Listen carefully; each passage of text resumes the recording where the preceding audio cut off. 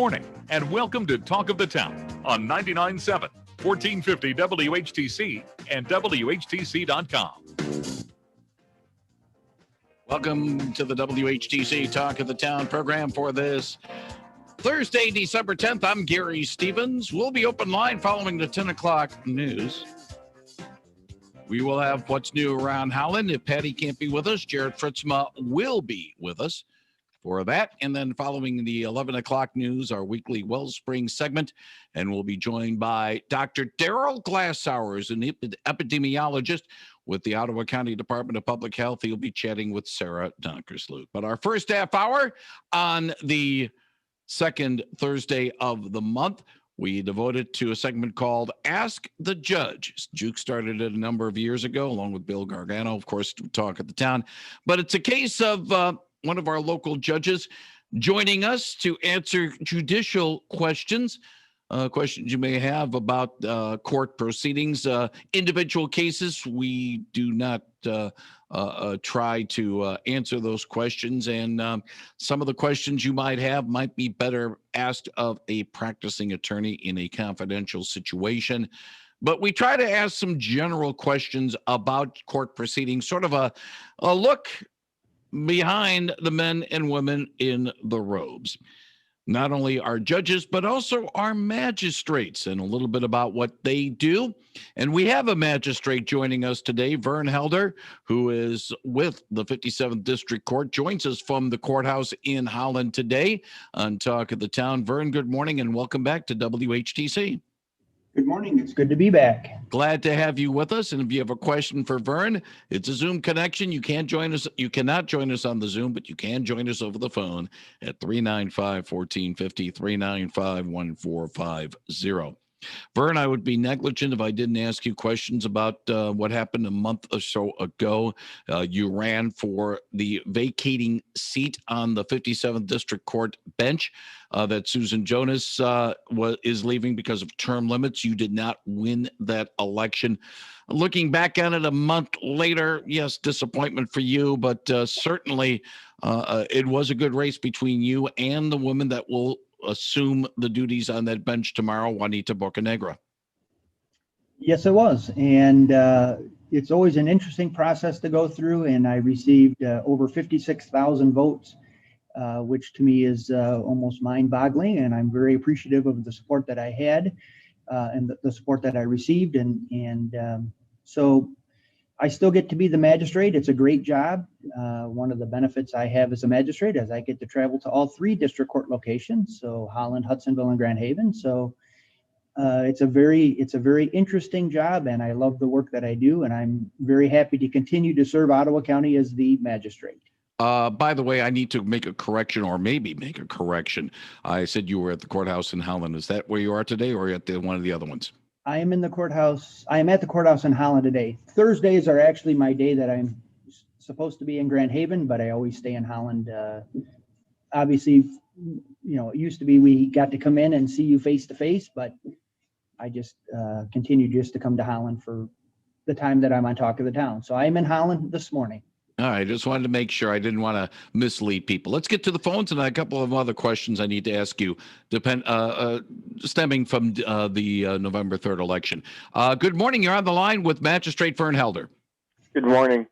I think this might be beyond your purview, Magistrate, but in the light of a recent election, how many cases, it almost seemed like a script that came over for the news, is no credible evidence, no credible evidence.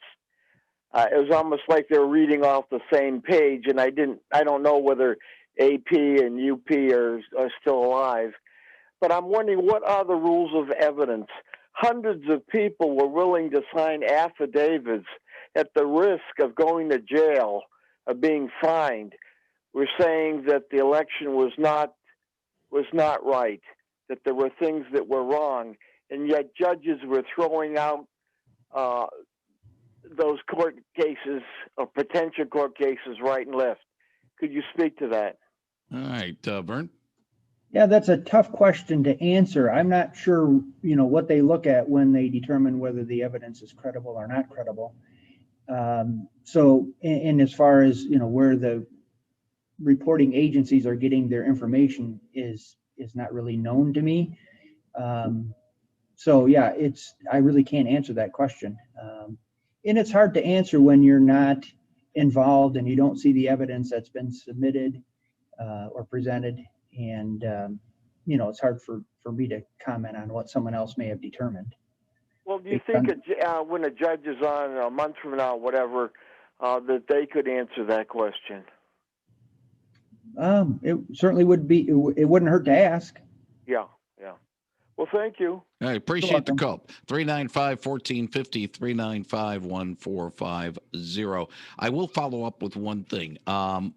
When evidence is presented before a judge to make a decision on whether or not there is credible evidence on a general basis, how much of it is what is in front of the judge, and how much of it does the judge have to say, okay, I have this much evidence in front of me, I got to look at legal precedent in that regard?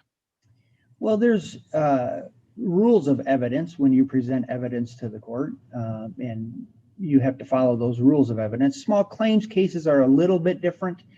The rules of evidence are a little more relaxed, and that's simply because litigants in small claims court are not attorneys. You can't be represented by an attorney, and so they are not expected to follow the rules of evidence. So a good example is a document that might be hearsay, would be excluded from being introduced as evidence in a trial or in a civil case, a general civil case. But in small claims court, that may be admissible, and then the fact finder, who in small claims court would be me as the magistrate, or if it's a bench trial, it's a judge, or if it's a jury trial, it's the jury. So those are the different fact finders we have.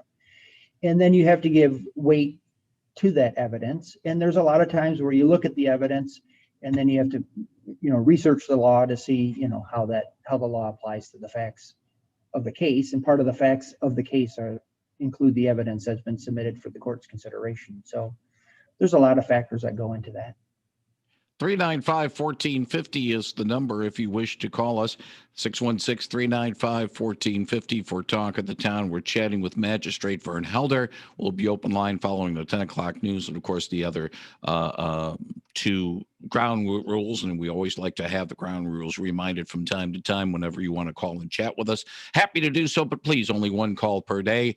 Turn down the radio when you do call because we are on an 8-second delay. So that way you're not confused when you get on the air. If you hear us ringing, we'll get to you as quickly as we can.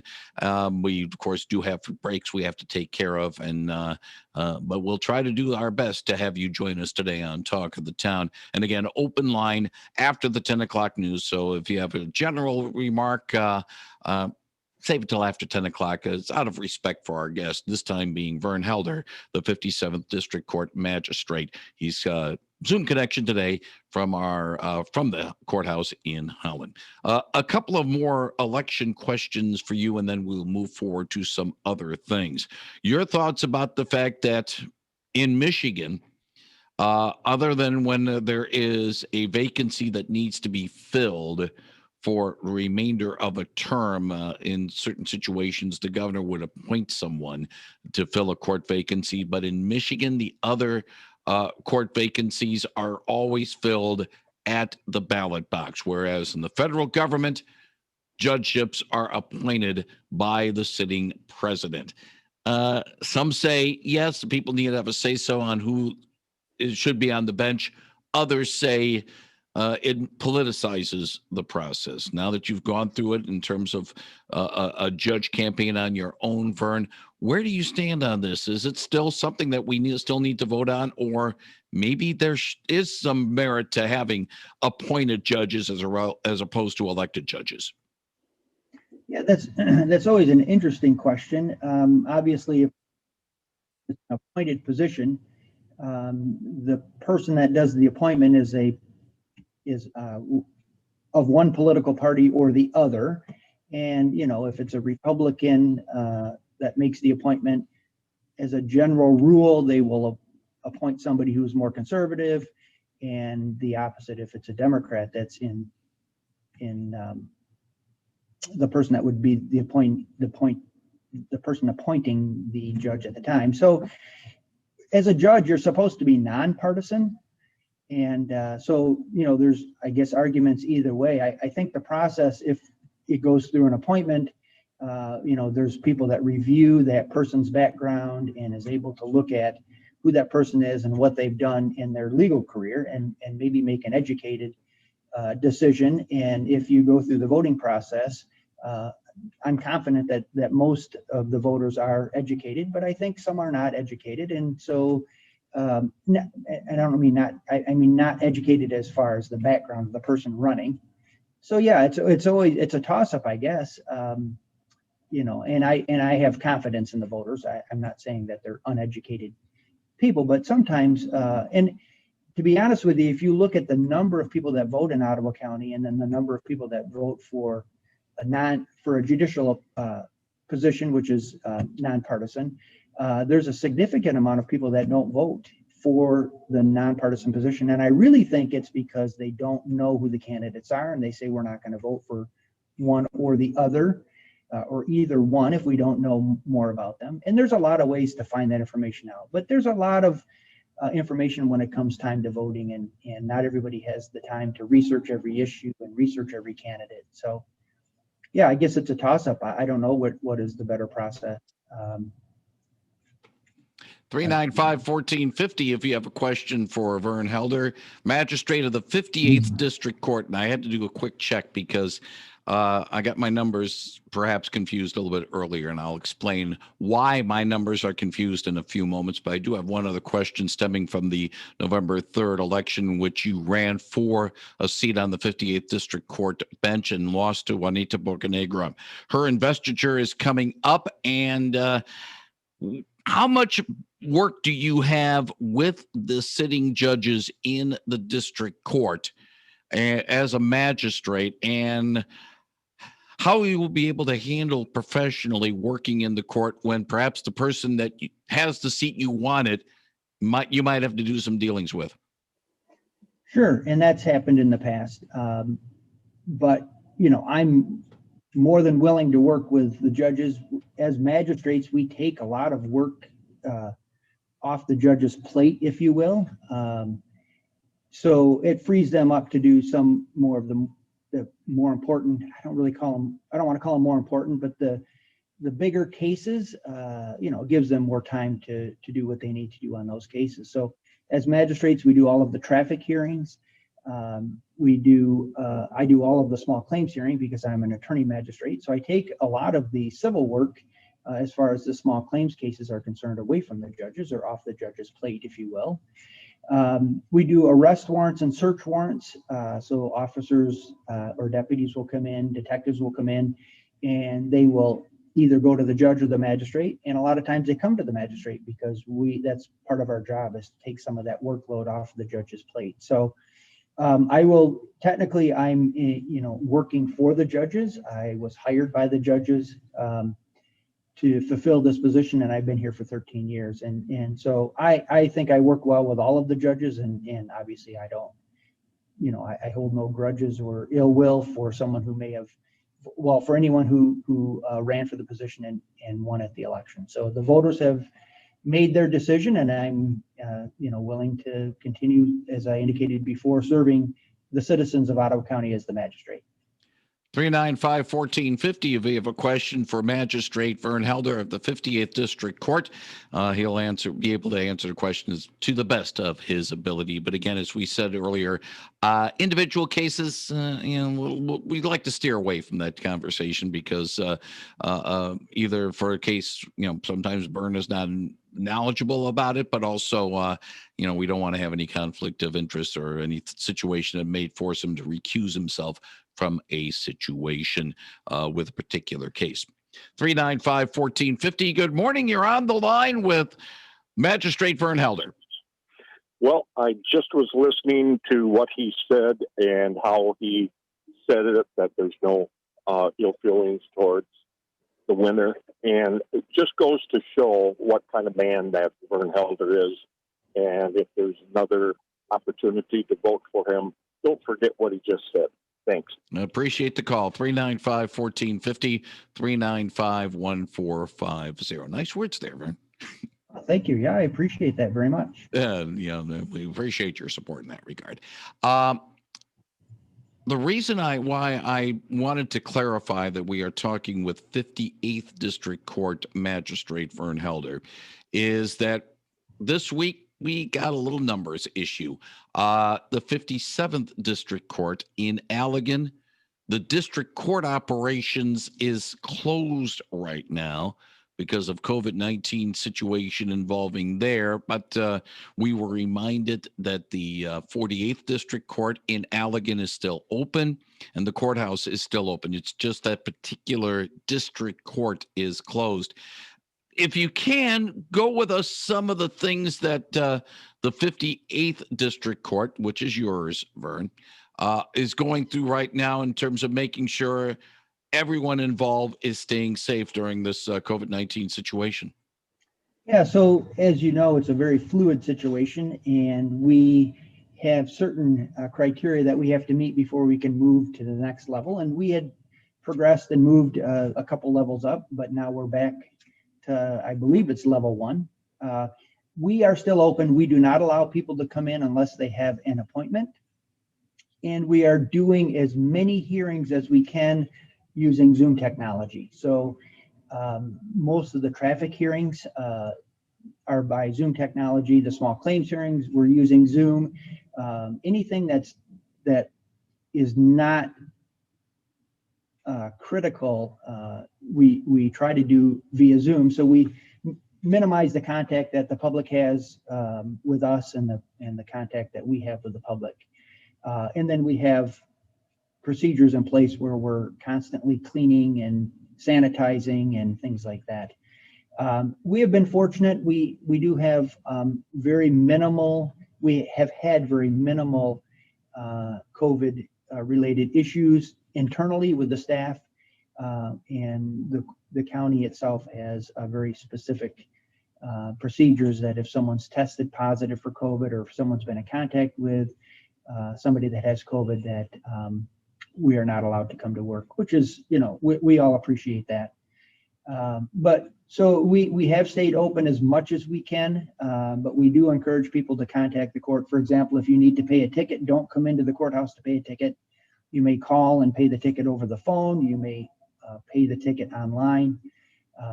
There was a convenience fee for a while to pay it online, and I know that at some point that was removed. I don't know if that's back in place or not, but you certainly can always call the court and get information that way. And, we do appreciate that. And we want to keep, the public safe, and we want to keep our staff safe. So, by the way, just to let people know, online, there's a link to the court through myottawa.org, and the phone numbers in Holland for the court is 392-6991, 392-6991. And for the rest of the county in Grand Haven, it's 846-8280, 846-8280.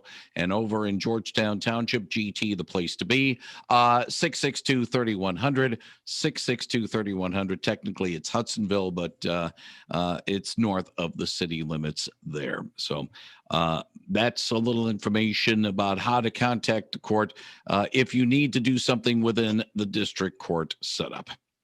Vern, I want to maybe step aside for a second from the actual, tough legal questions and all that, and give you a little bit of a platform if you choose to do so. Because we talked to you, we've talked to the judges, but there are people behind the scenes that really do the heavy lifting for you behind the bench with the men and the women in the robes.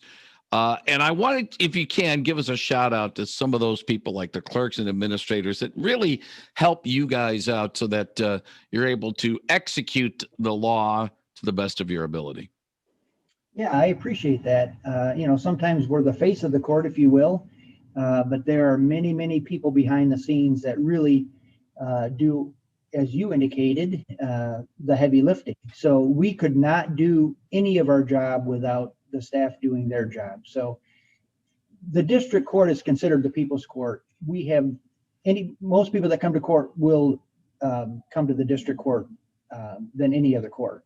And so we have, frontline staff at the people at the counter, and we have scheduling clerks, and we have, traffic clerks, we have small claims clerks, we've got civil clerks, we got landlord tenant clerks. So, they all have their niche, if you will, and they take in cases and they prepare them, at least as far as the process goes, to schedule hearings and to get them in front of the judges. And so, like I said, we could not do our jobs without all of the work that everyone else does. And our staff is terrific. They're cross-trained. If one person is out for a period of time for vacation or for an illness or for whatever other reason, we have people that can come in and, effectively do the job, and basically at times do, twice as much work as they normally would do. And no grumblings whatsoever. Very, very good staff, very dedicated and conscientious. And so I want to give a shout out to them. Like I said, we couldn't do anything without them. There are only names on the website, but I do want to recognize them, Vern. In Holland, the chief clerk is Kara Bostrom Young. Up in Grand Haven, the administrator is Lori Catalino, and Jamie Batdorf is the chief clerk. I apologize if I'm butchering names. And Cindy Daldos is the chief clerk over in Hudsonville. They're the names, but I wanted to sort of flush them out a little bit. Maybe can't see the faces, but what they do and the people that work under them do. Certainly you and the judges are certainly appreciative of all they do. Sure. And Lori Catalino is actually the district court administrator. So she covers all three locations. The other three individuals, Kara and Jamie and Cindy, are the chief clerks at each individual location. So Lori has been doing a tremendous job. Her job has been very, very, very difficult because she is the one that monitors what we can do and is in contact with the state court administrator's office to find out what authority we have and, how much we're going to be open and how do we conduct these hearings. And she worked very closely with our chief judge, Judge Brad Canal. And it's been a very difficult time, very challenging, and all new water, right? I mean, we've never done this before, and I think we've adapted really, really well. We're doing the best that we can under the circumstances. They do deserve a lot of credit, a lot more than they get. Magistrate Vern Helder, 58th District Court, I want to thank you very much for joining us today on Talk of the Town. Wish you, everyone involved with the court, and your family not only a blessed and happy Christmas, but also a happy New Year, and we look forward to chatting with you again sometime in 2021. Thank you. It's been my pleasure, and I wish the same to you and all of your listeners. Thank you very much, Vern Helder, on 99.7 and 1450 WHTC.